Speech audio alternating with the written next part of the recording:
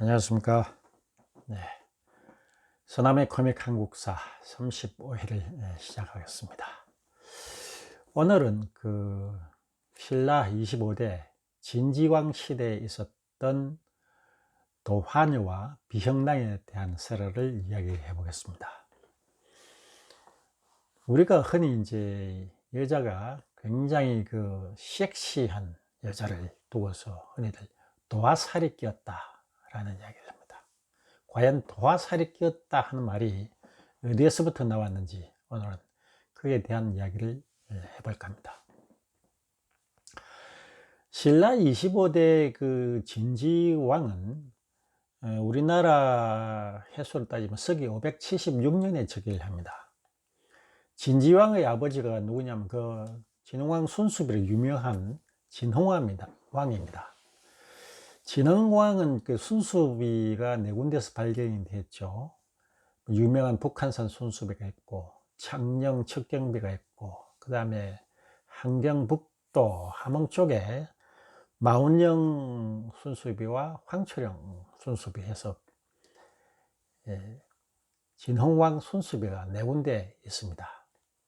그 정도로 신라의 영역을 엄청나게 넓게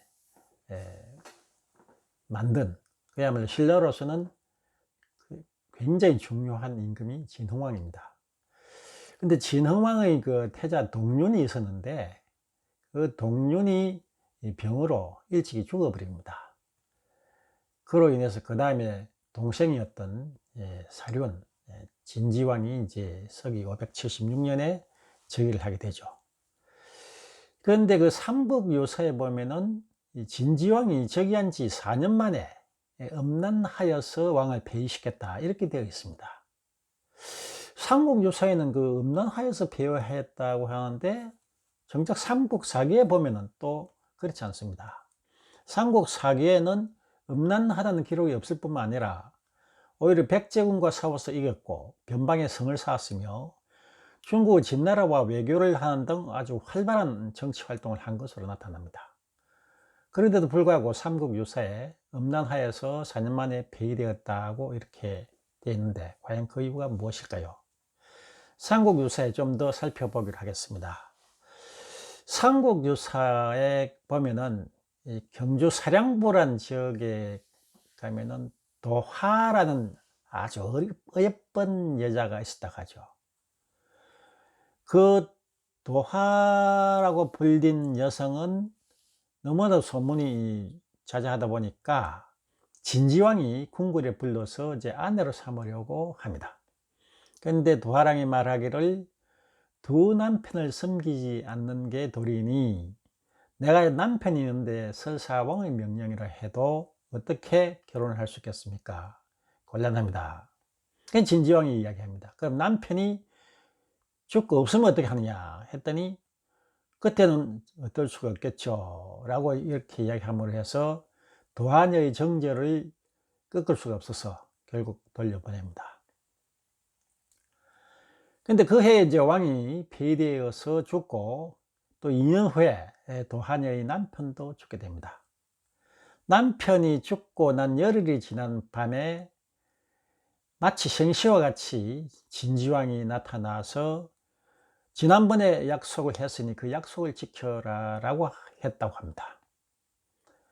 도하녀가 이제 자기 혼자서 결정할 수 없어서 도하녀의 부모에게 물었더니 왕의 명인데 어떻게 하겠는가, 그렇게 해서 합방을 하게 하는데 7일 동안 그 임금이 머물렀는데 그 도하녀의 집에 오색구름이 지붕을 감싸고 방 안에 향기가 가득했다 라고 되어 있습니다.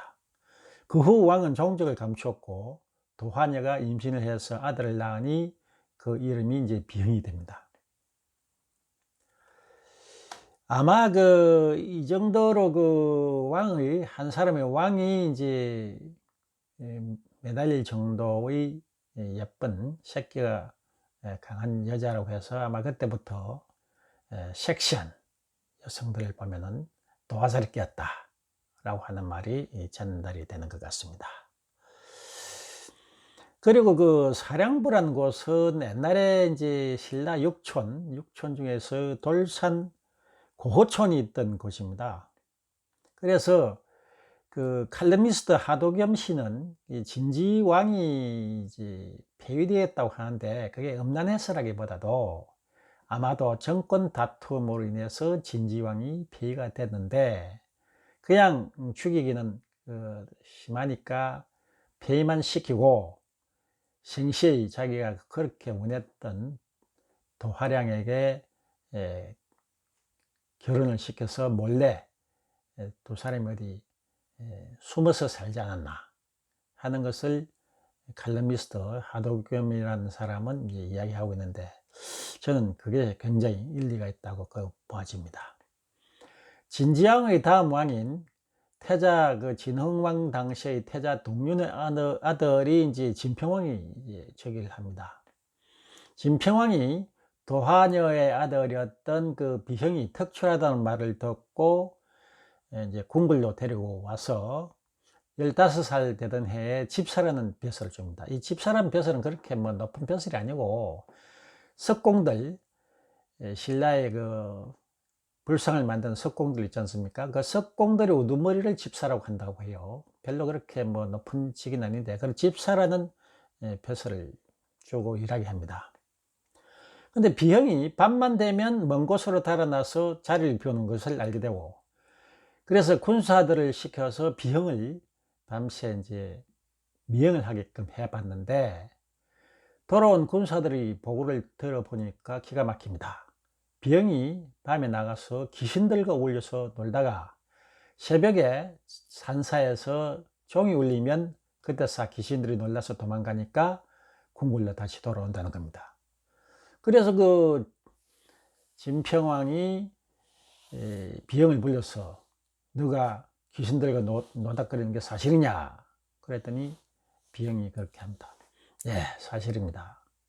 정말 그 말이 사실이라고 한다면은 저기 가서 그 다리를 하나 놓아봐라. 신원산 북쪽 시내로 가면은 그 다리가 그때 필요했던가 보죠. 그 다리를 하나 놓아봐라. 과연 그 비형이 귀신들을 부려서 하룻밤 만에 후딱 신원사 북쪽에 다리를 하나 지었는데, 그것이 삼국유사에는 기교라고 불린다. 귀신들이 만드는 다리라고 해서 기교라고 한다고 하죠. 그 다리를 놓는 것을 보고 또 임금이 너무나도 신기해서 귀신 중에 나라의 정사를 도울 만한 훌륭한 사람이 있느냐 했더니 이 비형이 길다리라는 사람을 추천을 합니다. 그 길다리라는 사람이 역시 또 집사라는 벼슬을 주어서 일을 시켰는데 아주 충직하게 일을 잘했다고 하죠. 그래서 이제 각간 임종이란 사람이 이제 자식이 없으므로 진평왕이 각간 임종에게 길달을 양자로 보냅니다.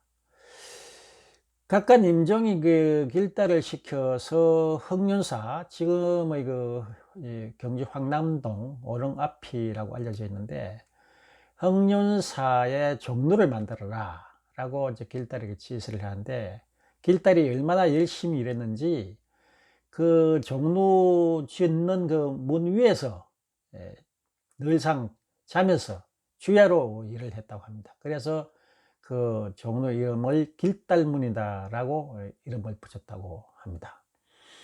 하도 이제 그 힘든 일을 많이 시키다 보니까 길달이 마침내 이제 도망가려고 생각을 하고 여우로 살짝 변신을 해서 도망갔는데, 그걸 이제 비형이 알고서 귀신들을 시켜서 길달을 잡아 죽이게 합니다. 그래서 사람들은 귀신을 때려잡는 비형을 보고서 이렇게 이제 노래를 했다고 합니다. 성스러운 임금의 넋이 아들을 낳았으니 비형랑의 집이 여기로다. 날때는 온갖 귀신들이여 요새는 함부로 머물지 말라 라는 노래를 부르니 귀신들이 다 도망갔다고 합니다.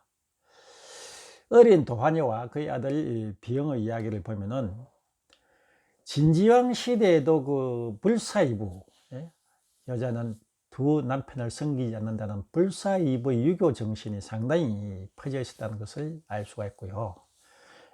도화녀의 부터 시작해서 도화살이 끼었다라는 이야기가 전해진다는 것이고, 그 다음에 진지왕이 음란했다고 하는데 상복사기에는 그 기록이 없는 것으로 봐서 그 앞때 진흥왕의 태자 동륜을 추모하던 그 신하들이 진지왕을 몰아내고 동륜을 아들을 결국 그 진평왕으로 모시는 그러한 정치적인 야욕이 있어서 폐위를 시킨 게 아닌가, 이런 생각이 있답니다.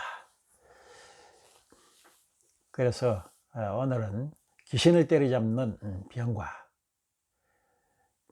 그 다음에 도화살이 끼었던 여자로 대표되는 도화녀에 대한 이야기를 살펴보았습니다. 귀신이 있다고 생각되시거든요. 여러분들도 그런 노래를 불러주십시오. 성스러운 임금의 넋이 아들을 낳았으니 병랑의 집이 여기로다. 날뛰는 온갖 잡기들이여 이곳에는 함부로 머물지 마라. 예, 그런 노래를 부르시거나 또는 부적을 붙이시면 여러분들 댁에는 잡기가 사라질 것입니다. 예, 오늘은 도화녀와 병랑의 이야기를 살펴보았습니다. 대단히 감사합니다.